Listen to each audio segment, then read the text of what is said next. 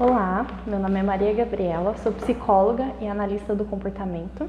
Meu nome é Bruno, sou médico e trabalho na área da saúde da mulher. E hoje a gente vai falar sobre ansiedade. Então, primeiro, o que é a ansiedade? A ansiedade, ela vem quando a gente está próximo de acontecer algo ruim, o que a gente chama de estímulo aversivo. Nesse momento atual do mundo, em que todas as pessoas estão tendo ansiedade, estão tendo medo por conta do coronavírus e ter que ficar em casa de quarentena, é uma ansiedade completamente normal. Por quê? A gente não sabe o que vai acontecer. Então, esse estímulo aversivo que a gente fala é não saber como se vai se proceder. Se a gente vai perder um emprego, se a gente vai perder um ente querido, se a gente vai perder muito dinheiro ou a economia vai entrar em colapso por conta, que tudo está parado. Então, é algo completamente normal. Qual é a nossa preocupação como profissionais da área da saúde? É que as pessoas que não têm essa ansiedade patológica acabem tendo, após tudo isso acabar, então às vezes ou mesmo durante, então desenvolver uma fobia social ou começar com esses comportamentos igual eu falei de esquiva, transtorno de pânico. Sim. Ou então a pessoa que ela já tem esse tipo de patologia ou outras, por exemplo, depressão, acabe agravando o quadro. Por isso que é muito importante, assistir o outro vídeo que a gente fez sobre os cuidados que a gente deve ter quando a gente está em quarentena, como é que a gente pode aproveitar esse momento de quarentena para nos ajudar ou para pelo menos prevenir esses tipos de patologia, ansiedade, a depressão. Seja quando você tem uma prova para fazer, seja quando você tem que entregar um trabalho para o seu chefe e ele é muito difícil de se fazer, ou essas complicações do dia a dia da nossa vida. E aí o que acontece? A gente começa a sentir alguns sintomas, por exemplo, sudorese, que é o suor, ou o coração batendo rápido. Mas além desses sintomas mais fisiológicos, a gente tem os nossos comportamentos também de fuga, de tentar fugir ou amenizar a situação. Seja você estudando para essa prova como se não houvesse mais nada no mundo, não pelo conteúdo da prova de você aprender, mas pelo fato de você se dar bem na prova. Ou então você vira para a pessoa e fala, olha, eu preciso de um prazo a mais, eu não consigo resolver isso, então você está adiando esse estímulo. Então a ansiedade, ela vem nesses momentos. Como a Gabriela estava falando, a ansiedade ela é uma emoção que a gente tem que é muito importante para a gente. Muitas vezes a gente pensa na ansiedade como uma doença ou como um transtorno de ansiedade, algo que vai atrapalhar a gente no nosso dia a dia. A gente sempre associa com o uso de medicação ou com transtornos depressivos, mas na verdade a ansiedade é um sentimento, uma emoção natural do nosso organismo que atua de forma protetora em várias situações da nossa vida. A ansiedade ela está dentro de um grupo de emoções que está relacionada à luta ou fuga, que é o sentimento de medo, ou em que a gente precisa ter uma reação rápida frente a um estímulo estressor, a um estímulo que representa perigo para nós. Então, quando a gente enfrenta algum estímulo desse tipo, o nosso corpo emite vários sinais aí, adrenalina, cortisol, estresse, em que a gente precisa pensar rápido, então a gente tem pensamentos acelerados, a gente precisa reagir rapidamente a um problema e é por isso que a gente tem essa emoção chamada ansiedade, que é muito útil em várias situações no nosso dia a dia. Ou seja, o que o Bruno está querendo dizer é que hoje em dia, às vezes, é muito divulgado o que a gente chama de ditadura da felicidade, como se a gente não pudesse entrar em contato com as nossas emoções ruins. Mas nossas emoções ruins, elas têm um propósito. Por exemplo, se você perde alguém, o luto é muito importante, não é uma coisa patológica nesse momento. Então, é importante pensar que existe essa ansiedade normal, mas existe a ansiedade patológica, a ansiedade clínica. Quando que você consegue perceber que essa ansiedade é uma ansiedade clínica, que você precisa de ajuda? Primeiro sinal, essa ansiedade está te atrapalhando nas suas atividades do dia a dia. Segundo sinal, você sente isso te incomodando, é algo que está te afetando muito. E terceiro sinal, quando essas esquivas, que é você adiantar ou não entrar em contato com esses estímulos aversivos, começa a fazer parte muito do seu dia a dia. Por quê? Porque a partir do momento que a gente só se comporta por meio dessas esquivas, evitando coisas, a gente vai perdendo capacidades, por exemplo, de resolução de problema.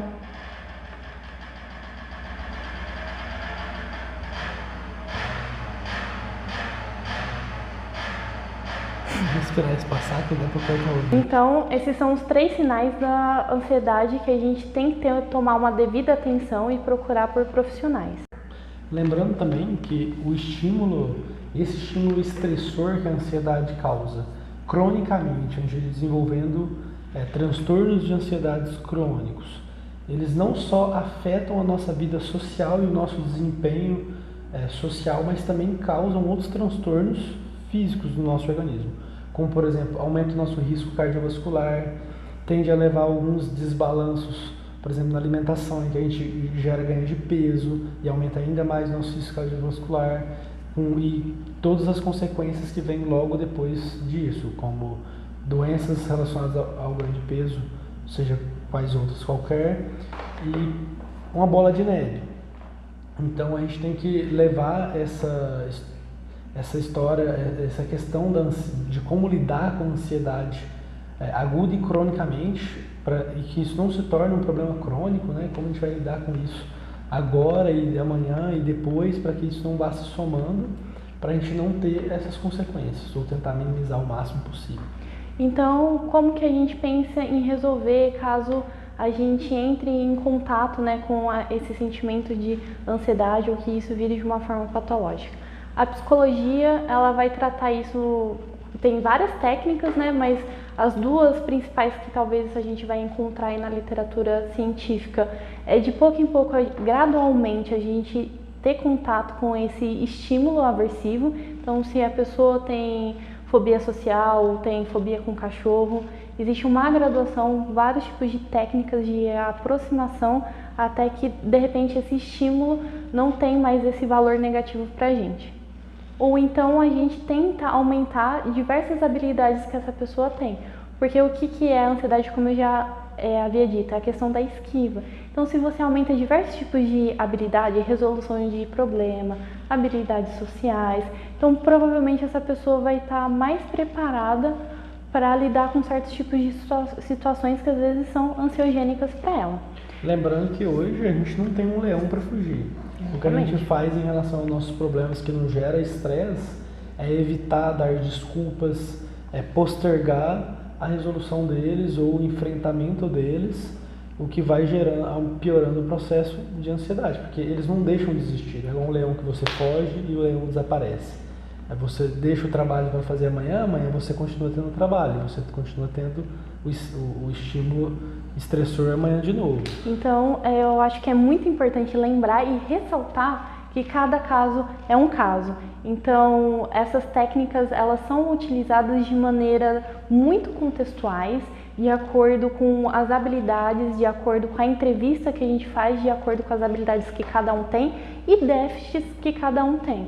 Então, ressaltando mais uma vez nesse vídeo a importância de buscar ajuda profissional, esse olhar clínico, de contar a sua história para a pessoa entender de uma maneira complexa, de uma maneira holística o que você está passando, para conseguir ajudar você. E bem, em termos médicos, a gente também tem algumas sugestões de como lidar com a ansiedade, além da terapia, da questão terapêutica, da terapia com um psicólogo, que tem tanta efetividade quanto uma medicação na maior parte dos casos, nos casos mais leves, até moderados. Lembrando que a medicação não substitui a terapia com um psicólogo. A gente também tem algumas coisas que a gente pode fazer no nosso dia a dia que ajuda a gente a lidar tanto com a ansiedade aguda quanto com a ansiedade crônica, que seria, não em todos os casos, mas para a maior parte das situações, a gente pode estar, por exemplo, separando um tempo do nosso dia para poder fazer algo que nos dá prazer, separando um tempo do nosso dia para fazer atividade física, lembrando que a atividade física ajuda a modular essa questão do estresse, a resposta do nosso organismo ao estresse, e também ajuda a gente a sair desse ciclo vicioso que é o estresse. Procurar ter uma alimentação mais balanceada, que vai ter várias outras funções aí no nosso organismo em relação a essa questão do estresse, e também minimizando os efeitos nocivos do estresse no nosso corpo.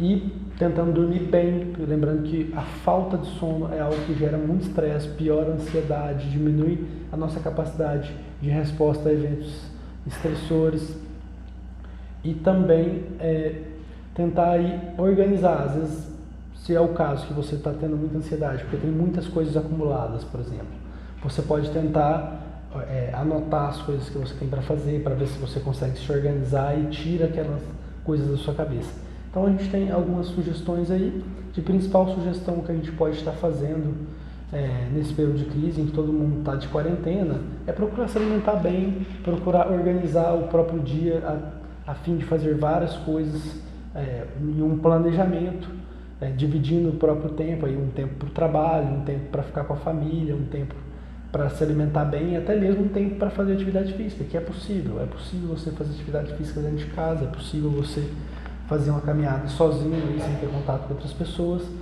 ou seja, tem algumas formas de estar tentando lidar com essa ansiedade. Outra coisa que a gente pode fazer nesse período que a gente vive hoje de quarentena, pensando aí em toda essa questão do isolamento do coronavírus, a boa parte da ansiedade que a gente está tendo hoje é que a gente não sabe o que vai acontecer. Isso é normal, ninguém sabe, é uma coisa nova, há muito tempo a gente não vive isso e a gente nunca viveu isso com esse segmento em tempo real, que é o que a gente tem hoje. Com a tecnologia. Então, uma coisa que dá para fazer é não viver disso, não passar o tempo inteiro buscando informações, muitas vezes informações exageradas sobre o tema, que nos geram ansiedade. A gente fica vendo aí notícias, a cada espirro a gente vê uma notícia, e não é assim. Então, se você quer se manter informado, que é necessário, inclusive, para você não sofrer com a ignorância no meio desse problema, você pode separar um tempo do seu dia para você ver as principais notícias do dia, nos principais canais. Então escolha quem vai filtrar essas melhores informações para você. Hoje tem muita gente competente fazendo isso. Então separe só um momento, não viva o seu dia em cima disso. Mantenha a sua rotina normal, respeitando o isolamento e a quarentena, que é a única forma que a gente tem de se proteger e de proteger os outros. Exatamente. E por fim, eu acho importante ressaltar que a ansiedade, quando vivida e às vezes vai aumentando o grau dela, pode ocasionar uma crise de pânico. Nesse momento é muito importante fazer a respiração diafragmática. A gente tem um vídeo com a nossa fisioterapeuta explicando como fazer essa respiração. A partir do momento que a gente consegue controlar a nossa respiração, a gente consegue controlar os outros estímulos respondentes do nosso corpo, e isso vai ajudar a gente a se acalmar em momentos de crise. Então é isso. Muito obrigada. Muito obrigado.